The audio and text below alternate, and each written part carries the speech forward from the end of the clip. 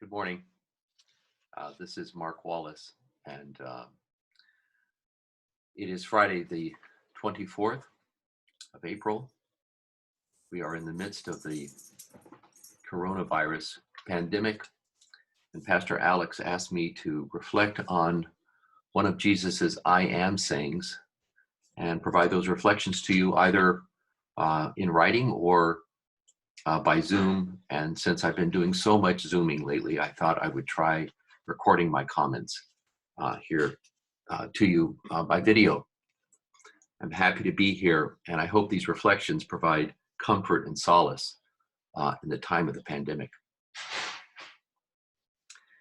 So I'm reflecting on the Gospel of John, and specifically Jesus's comment in the 6th chapter of John's Gospel that I am the bread of life.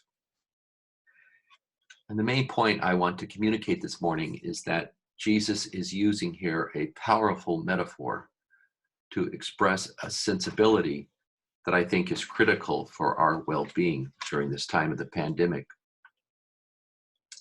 Jesus says in John 6, I am the bread of life. My flesh is food, and my blood is drink. Therefore, eat my flesh and drink my blood. And in this, he says, I give my flesh for the life of the world. Now, this is an extended metaphor that Jesus is using in John's gospel, like other metaphors that he uses to identify himself. I am the true vine. I am the light of the world. And in this case, I'm the bread of life. Now, I know this sounds ridiculous, but let's be clear. Jesus isn't identifying himself as a loaf of bread. He's not intending here to make this reference a kind of straightforward literal description of who he is, but he's speaking in terms of a metaphor. Let me make a brief comment then about what a metaphor is. A metaphor is where we take two terms that are seemingly disconnected, juxtapose them in a very straightforward manner, in such a way that the juxtaposition of the two terms illuminates something essential about the subject of the two terms that wouldn't be understood apart from the metaphor itself. Now, many of the metaphors we use in everyday life are what we might call dead metaphors. The chair of a table, the wing of a table, or the leg of a chair, or the face of a mountain.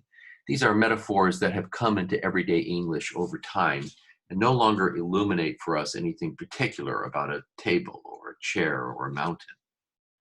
But other metaphors that we use tell us something fundamental about the subject matter at hand, something that we can't get access to apart from the metaphor.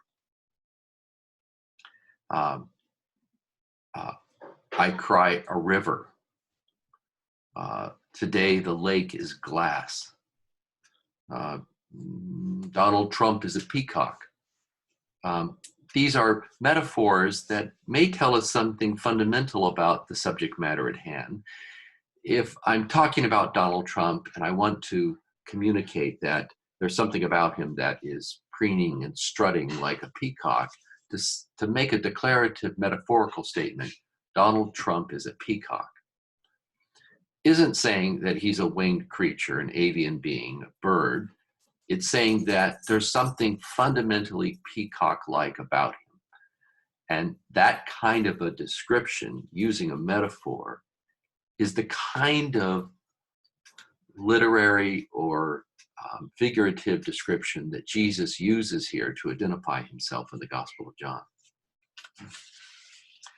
I am the bread of life, then, says something fundamental about who Jesus is in such a way that we learn something basic about his identity through this comment, I am the bread of life.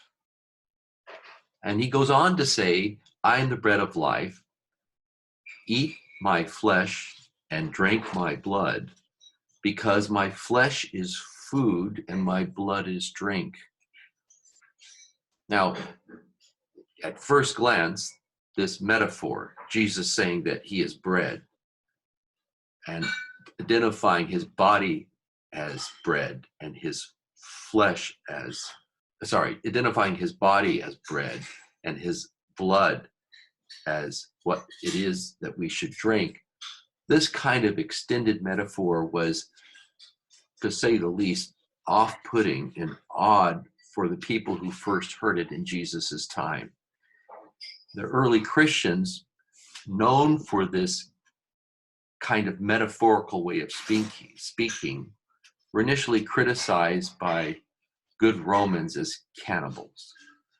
They were seen as people who practiced cannibalism and secret rituals, and they were persecuted in the 1st and 2nd centuries accordingly, because the metaphorical force of Jesus' statements wasn't understood. Today, unfortunately, while we've gotten certainly beyond the point that these metaphors are seen as, we don't see them any longer as the occasion for persecution, the metaphors in many ways, like the leg of a chair, the wing of a table, the metaphors have become, if not dead, uninteresting to us because we no longer feel the force of the metaphor in the way that it must have felt for people 2,000 years ago. When Jesus says that we are to eat his flesh and drink his blood, clearly this is a reference to the Eucharist or the Lord's Supper and the practice of Christians. And indeed, that is the case, that when we participate in the Lord's Supper, we are reactualizing the power of this early metaphor to eat God's flesh and to drink God's blood. But I think there's something else going on here that to me is of particular comfort during the time of the pandemic. Jesus goes on to say, as he uses this metaphor, that I give my flesh for the life of the world. I give my flesh for the life of the world. And the way I interpret that way of putting it is that Jesus is saying that by giving his flesh, by giving his blood for the life of the world, so that the world can live, so that the world can be saved, so that the world can be redeemed and made alive and invigorated by his presence, that as he gives his flesh for the life of the world, then in a certain sense, the world's life is Jesus's flesh. In that sense, Jesus's flesh is the world, or the world is the flesh of Jesus. To put it another way, the world is the body of God. As Jesus gives of himself through his flesh, then all flesh, everything that is, the great gift and the great bounty of creation, is God's flesh, is God's body, is God's presence. Now, this has been for me an incredibly life-affirming way of understanding our existence during this time of the pandemic. The reason I say this is that to be a Christian is to be a person who lives an extended metaphor. All life becomes then metaphorical. All life then is understood on two levels. For me, the everyday life of trees and plants and birds and bodies of water and landscapes and the airy atmosphere itself, all of life, all of nature, all of the great bounty of creation, always operates on two levels. It is what it is as this great gift, but it is also, through the eyes of the Christian, the body of God, the flesh of Jesus. I give my flesh for the life of the world.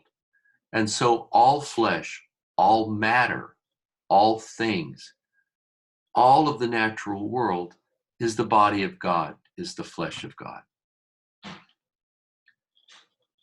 During this time of sheltering at home, being anxious for my loved ones, watching people and participating in common life together with friends who are struggling as I am.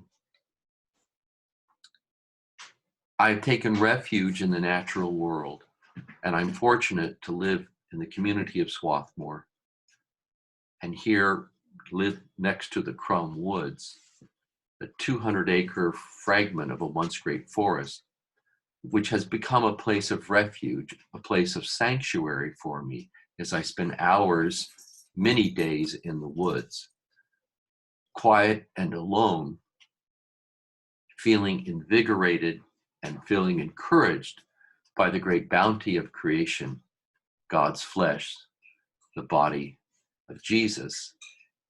And in this way, I believe that Jesus's metaphorical teaching that I'm the bread of life can give us some encouragement in the midst of the coronavirus pandemic. When I go into the woods, the other day I saw a beaver swimming up creek after a rainstorm, I think ready to build a lodge or some other structure that it wanted to build in the creek. I've watched white and red trillium flowers, trillium after the symbol of the Trinity in Christianity.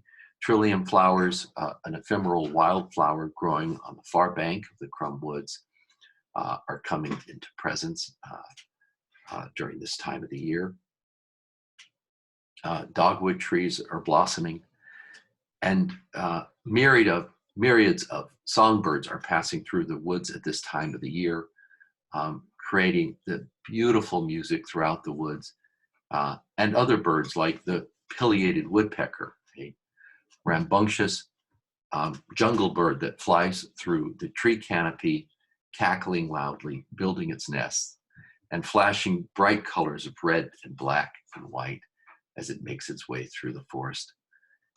These gifts, these visions, these quiet moments in the Crum Woods have provided me with sustenance and hope, even amidst the seeming hopelessness of life in the pandemic. I enter the Crum Woods as the body of God. I enter the Crum Woods as Jesus's flesh. And as the woods care for me, may I care for those woods, and may I care for all of us, human and more than human, who have been impacted by the virus.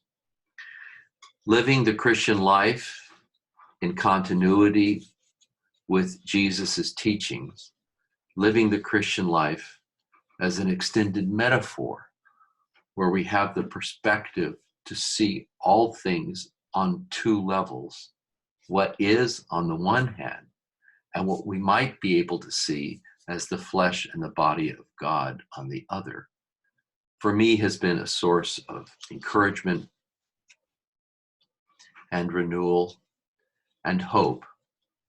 And I hope these brief comments this morning might serve the same purpose in your life as well.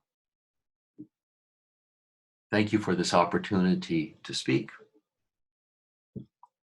May God bless you during this difficult time. Bye for now.